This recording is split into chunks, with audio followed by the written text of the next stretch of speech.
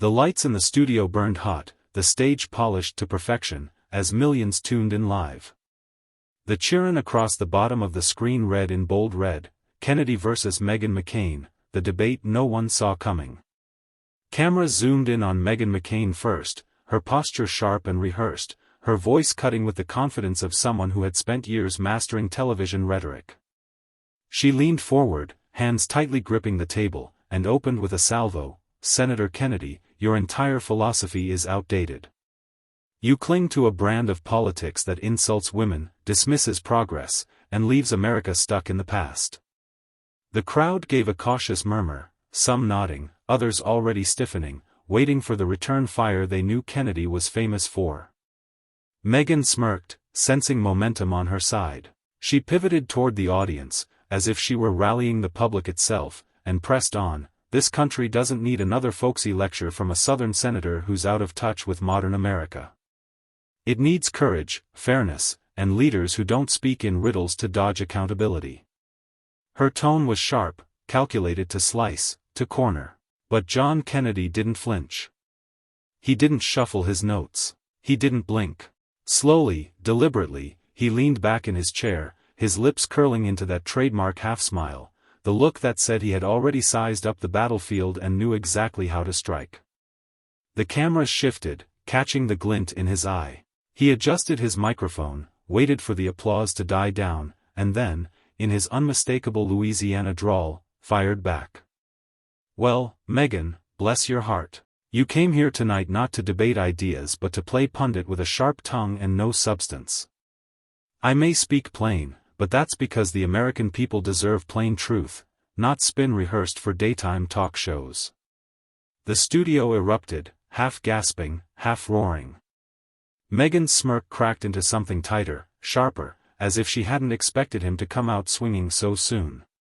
Kennedy wasn't finished. He leaned forward now, voice like gravel steady against steel. "You call my philosophy outdated. But if defending hard work, protecting families, and standing up for freedom makes me outdated, then the problem isn't with me, it's with the modern nonsense you're defending." The tension was electric. Viewers at home leaned closer to their screens, sensing that this wouldn't be another polite political back and forth. This was a collision. A clash of ego, ideology, and raw force. And John Kennedy had just made it clear, he wasn't here to play Meghan McCain's game. He was here to dismantle it, piece by piece, live in front of the entire nation. The moderator tried to regain order, shuffling papers nervously, but Meghan McCain wasn't about to let Kennedy have the last word. She leaned in, her tone sharper, her voice rising with the rhythm of a practiced combatant. "Senator, let's be honest. You hide behind folksy sayings because you don't have real solutions. America's problems are complicated, yet you reduce them to bumper stickers and down-home charm. It may sound cute to your base, but it doesn't solve inflation, it doesn't fix healthcare, and it sure doesn't make us safer." The studio audience rumbled again, some clapping, some booing, the divide visible in every row of faces. Meghan, sensing momentum, pressed harder. She wagged a finger in Kennedy's direction and continued, "This country is exhausted from politicians like you who act like philosophers but legislate like obstructionists.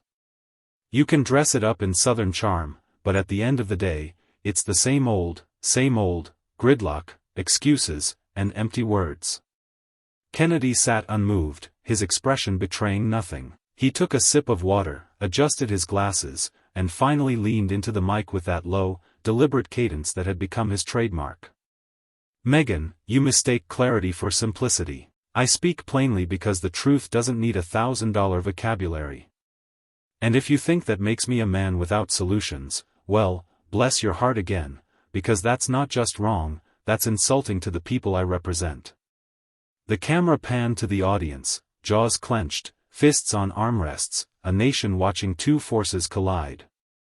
Kennedy wasn't done. His voice gained weight, gravel layered with steel. "You say I don't solve problems. Let me ask you, when was the last time your brand of talk solved anything? Americans don't need another lecture from elites who think they're smarter than the voters. They need leaders who actually listen. And Meghan, all I hear from you is arrogance disguised as policy." The crowd roared, applause drowning out the moderator's pleas for order. Meghan's eyes narrowed, her jaw tightening. Kennedy had done what he always did, flipped the script, turning her attack into an indictment of the entire political class she represented. The contrast was stark: Meghan, fiery and polished; Kennedy, slow and deliberate, wielding words like hammers instead of daggers. The air was thick with tension, and for the first time, Meghan seemed slightly rattled. She straightened her papers, forced a smirk, and prepared her counterstrike. The battle wasn't over, it was only just beginning. Meghan leaned forward again, refusing to let Kennedy's words hang in the air unchallenged. She adjusted her blazer, pointed her pen at him like a weapon, and fired back. "Senator, stop pretending you're the voice of the people. You've made a career out of branding yourself as the plain-spoken truth-teller, but in reality, you're protecting the same interests you claim to fight against. Corporate money, lobbyists, backroom deals. You don't get to wash your hands and call yourself clean." The audience gasped, some nodding, others booing, as her words cut with precision. Meghan had found her angle, painting Kennedy as a fraud. Her tone grew sharper.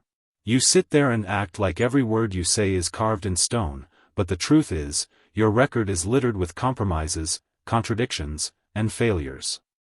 Folksy charm might get applause, but it doesn't erase the fact that you've played the game just like everyone else in Washington. So don't lecture me about listening to the people. I can see right through you." For a moment, Kennedy sat still, almost motionless, his hands folded over one another on the desk. He let her words echo, allowed the silence to stretch, and then, slowly, deliberately, he spoke. "Meghan, I don't blame you for trying to paint me as part of the swamp. It's easier than admitting you don't understand the people outside your bubble. You've spent so long in studios, surrounded by applause lights and echo chambers, that you think America is a talk show. It's not. It's families wondering how to pay the rent, it's farmers praying for rain, it's cops pulling night shifts to keep neighborhoods safe." The crowd erupted again, clapping louder than before. Kennedy pressed harder. "You say I take money. Let's be clear, I've stood against my own party when they sold out to the highest bidder. Can you say the same? Or are you too busy auditioning for your next TV contract to notice the people you claim to defend? You call me fake, but what's faker than preaching about politics while sitting in a studio chair, never having to live with the consequences of the laws you want passed?" The tension in the room spiked. Meghan's face flushed, her lips tightening as she prepared a rebuttal, but for the first time, she looked shaken. Kennedy had not only defended himself but flipped her accusation into an attack on her credibility, her platform, her entire persona. The camera cut to the audience, split straight down the middle, half cheering Kennedy's raw, deliberate counterpunch, half applauding Meghan's ferocity. The moderator tried again to cut in, but neither was ready to stop. The debate was no longer about policy, it had become a duel over authenticity, a battle for who could claim the mantle of truth-teller. And as the lights glared down, Kennedy's calm stare and Meghan's fiery scowl told the world this clash was far from finished. The studio had become an arena, every word like a blow, every pause like the anticipation of the next strike. Meghan, visibly rattled but not yet ready to concede, leaned closer to the microphone, her voice dripping with defiance. "You think you're the only one who understands struggle, Senator? Spare me the lecture. I've been in politics my entire life. I've seen how the system chews people up and spits them out, and yes, I've called it out. But unlike you, I don't pretend to be some saint while cutting deals behind closed doors. You wear this act like armor, but underneath, you're no different than the rest, a man who knows how to play the game." Her jab drew cheers from her side of the audience, but Kennedy's face remained unchanged. Not a twitch, not a blink. He leaned back slightly, then leaned forward with the weight of a sledgehammer in his tone. "Meghan, the difference between us is simple. I don't hide who I am, and I don't hide from the people. When I make a decision, I answer for it back home, face to face, not in a glossy studio with cue cards. You talk about struggle like it's a theory. My people live it every day, and the only time you seem to care about them is when it gets you airtime." The crowd roared, the applause ricocheting across the set like thunder. Meghan gripped her pen tighter, but Kennedy pressed on, his words rolling out like a prosecutor's closing argument. You accuse me of cutting deals. Maybe that's because you don't understand what real representation looks like. It means compromising sometimes, but it also means fighting tooth and nail for your people when it counts. You want to know what's fake? Standing in front of a camera and pretending you're the voice of America, when in reality, you've never carried the weight of a single constituent on your shoulders. The camera cut to Meghan, her lips pursed, her eyes sharp, but her silence spoke louder than her defiance. Kennedy didn't let up. You call me a fraud? Let me tell you what fraud looks like, lecturing the American people on values while cashing checks from the same corporations you pretend to despise. Fraud is condemning politicians on television but never once walking in the mud with the people you claim to champion. Fraud is thinking you can tear someone down with sound bites while never having to own the consequences. The audience exploded, half in applause, half in gasps. Meghan tried to interrupt, but Kennedy's voice cut through hers like steel. I'm not here to win applause. I'm here to speak truth. And if that truth burns, maybe it's because deep down, you know I'm right. Meghan's composure cracked. Her smile faltered, her eyes flickered, and for the first time in the exchange, she seemed cornered. The camera zoomed in on Kennedy's unyielding expression, calm, steady, devastatingly direct. The silence that followed was suffocating, as if the entire room was holding its breath, waiting for Meghan to find her footing. But she didn't. Kennedy had seized the moment, and the tide of the battle was turning entirely in his favor. The tension on set was now electric, every word carrying the weight of a political earthquake. Meghan shifted in her chair, her eyes darting between Kennedy and the live studio audience. She leaned forward, voice cracking slightly as she tried to reclaim the ground she had lost. You can grandstand all you want, Senator, but let's not pretend you're some savior. Your truth is just another brand of politics, a mask for ambition. You claim to speak for the people, but every politician says that. You're not different. You're just louder. Kennedy didn't flinch. Instead, he leaned in, his southern drawl cutting through her words like a blade. Louder? No, Meghan, not louder, clearer. And maybe that's what scares you. I don't hide behind think tank jargon or primetime panels. I tell folks the truth, even if it burns. You say I'm ambitious? You're right. But my ambition isn't to win a headline, it's to make sure the folks back home can feed their kids and walk their streets without fear. That's ambition worth having. The audience broke into applause, not the polite kind, but the visceral, rising wave of approval that rattled Meghan's composure further. She tried to interject, but Kennedy raised his hand, his voice climbing in conviction. You want to talk about masks, Meghan? Let's talk about yours. You sit here on a pedestal, wagging your finger at anyone who doesn't fit your polished script, and then you call it analysis. But what you're really doing is protecting the same elite circles you pretend to challenge. That's not courage, that's camouflage. Gasps filled the room. Meghan blinked, visibly caught off guard, her mouth opening and closing as if grasping for a rebuttal that wouldn't come. Kennedy pressed on, his words sharper with each syllable. You say I'm just another politician, maybe so. But I'll tell you what I'm not, a pretender. I don't cash in on outrage, I don't sell division for clicks, and I don't use the struggles of working Americans as props for my own spotlight. You accuse me of playing the game? Meghan, you are the game. That last line hit like a sledgehammer. The crowd erupted, some on their feet, others stunned into silence. The camera zoomed in on Meghan, her jaw tightened, her cheeks flushed, her eyes narrowing in frustration. But Kennedy's presence swallowed the room. He didn't gloat. He didn't smile. He simply sat there, unshaken, the embodiment of a man who had nothing to lose by telling the truth as he saw it. The moderator, sensing the stakes had risen to a breaking point, tried to step in with a question, but Kennedy's closing remark sealed the moment. The difference between us, Meghan, is that when the lights go off, I go back to the people who sent me here. When you leave this studio, you go back to another set. That's the truth you don't want to face. A hush fell over the room, that deep, unsettling quiet that comes when one side knows the argument has slipped irretrievably from their grasp. Meghan clenched her notes, but the fight was slipping through her fingers like sand. Kennedy had not just countered her attack, he had exposed the stage beneath her feet and set it on fire. Meghan McCain finally straightened in her chair, her jaw set, her frustration bubbling over. The studio lights reflected off her notes as she slammed them lightly against the desk, her voice trembling but sharp. "You know what, Senator? I'm sick of this act.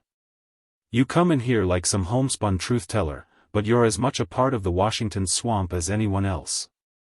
You sit on committees, you cut deals, and then you come here pretending you're above it all. Don't insult the intelligence of the American people by acting like you're different. You're not their savior, you're their distraction." The audience reacted with mixed gasps and applause, sensing her anger had finally burst free. Meghan leaned in, eyes flashing with defiance. "You call me a pretender? Fine. But at least I don't hide behind my accent and folksy charm while quietly playing the same game you pretend to hate. You've mastered the art of sounding authentic while protecting your own interests. That's not bravery, Senator. That's hypocrisy." For a moment, the room felt frozen. Meghan's attack had bite, and the audience waited to see how Kennedy would handle the charge.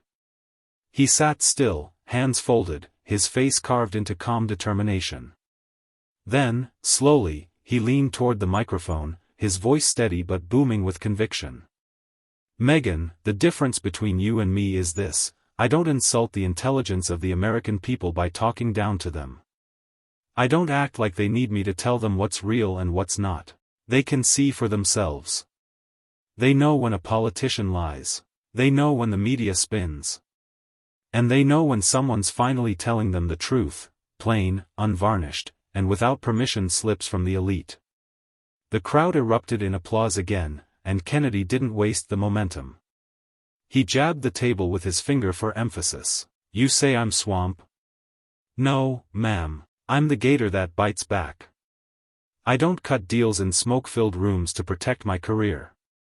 I don't hide behind polished panels and scripted outrage. I face the fire, and I don't flinch. That's why they trust me, and that's why they don't trust you." The line hit hard. Meghan visibly recoiled, her face tightening, the air heavy with the sting of his words. Kennedy's tone grew even sharper, his eyes narrowing with focus. "Hypocrisy? Let me tell you what hypocrisy looks like. It looks like sitting in this chair, lecturing hard-working Americans about morality while cashing checks from the very networks that thrive on division. It looks like selling outrage for ratings, then calling it journalism. That's not courage, Meghan, that's commerce. And the people are tired of paying for it." The audience roared, the applause nearly drowning out the tension. Meghan opened her mouth as if to respond, but her voice faltered, words catching in her throat. The camera zoomed in on Kennedy, his expression was unwavering, his presence unshakable. He hadn't just defended himself. He had flipped her attack into a mirror that exposed her position as fragile, rehearsed, and hollow. The studio was no longer split, it was leaning, heavily, toward Kennedy. And Meghan knew it. The studio was boiling now, the tension no longer confined to Kennedy and Meghan. The audience had transformed into an active force, clapping, gasping, muttering, and reacting to every blow.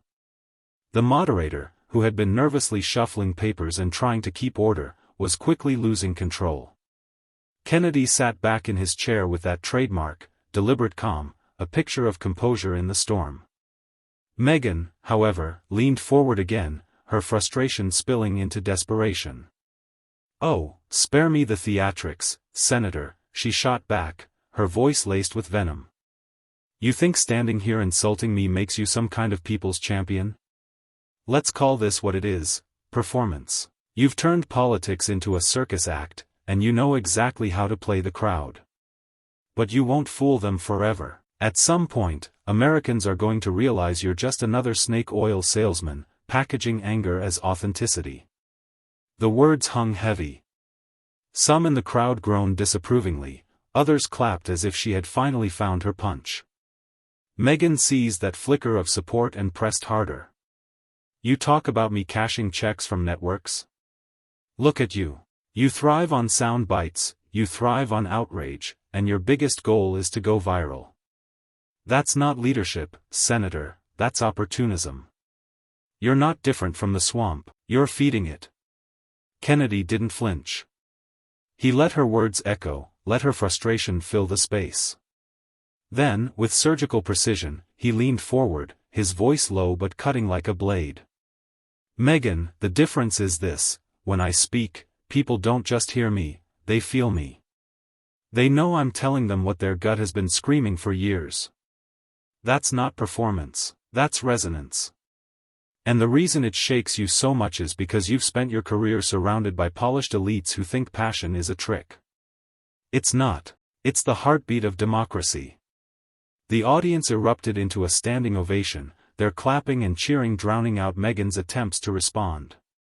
The moderator's voice was lost as Kennedy rose slightly, still calm but commanding, towering over the moment. You accuse me of circus acts?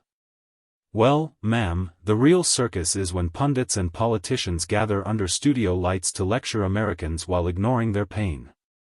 That's the show they're sick of, and you're one of its stars. I'm just here to break the tent down. Meghan's face hardened, her lips trembling as she tried to interject. But her voice cracked under the roar of the crowd. Cameras caught her frustration, the way her hand gripped her notes so tightly the paper wrinkled. Kennedy, meanwhile, had seized the rhythm of the room. He stood there, not yelling, not pounding his chest, but speaking with the measured cadence of someone who knew the audience had already chosen their side. The tribunal was set, Meghan was on trial, and Kennedy was both her accuser and her executioner.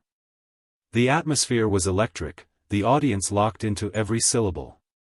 Meghan McCain's sharp remarks had landed like scattered sparks, but Kennedy's replies kept turning them into bonfires that illuminated her weak points.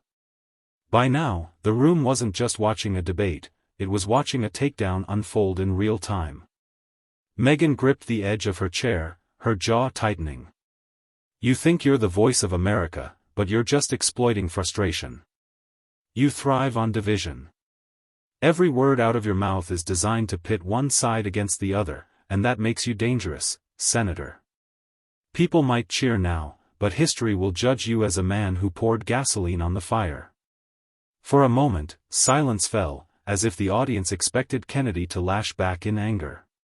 Instead, he straightened his tie, tilted his head, and delivered his rebuttal with the kind of measured force that made his words land even harder. Meghan, with all due respect, when I look at America right now, I don't see a fire that I started. I see a fire that was already burning because politicians and pundits ignored the people. They mocked them, they dismissed them, and they treated their pain like a punchline. And when someone finally listens, suddenly that's called division? The crowd thundered with applause. Kennedy raised his hand, quieting them. His voice dropped into that low, deliberate drawl. You see, Meghan, Americans don't need me to divide them, Washington did that just fine. Elites did that just fine. The media did that just fine. All I've done is hand them back a microphone.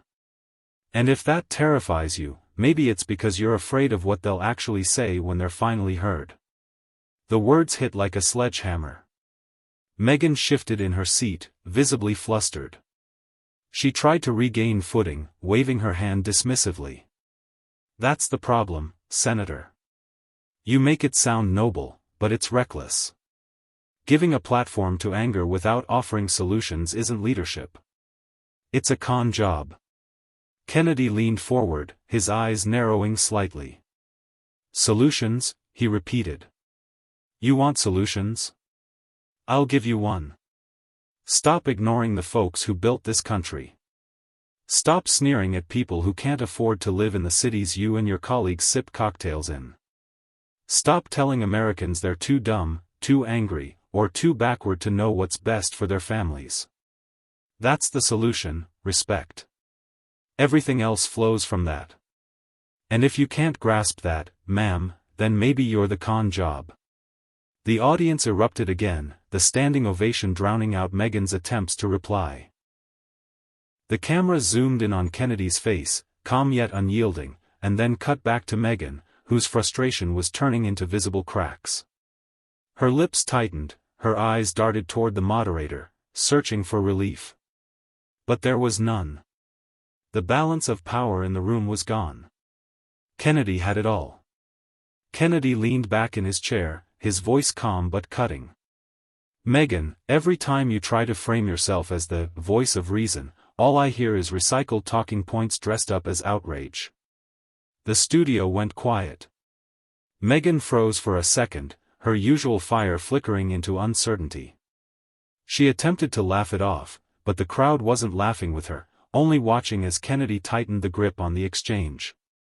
"The truth," he said, staring directly at her, "isn't something you can shout down. It stands when your arguments fall." That line hit like a hammer.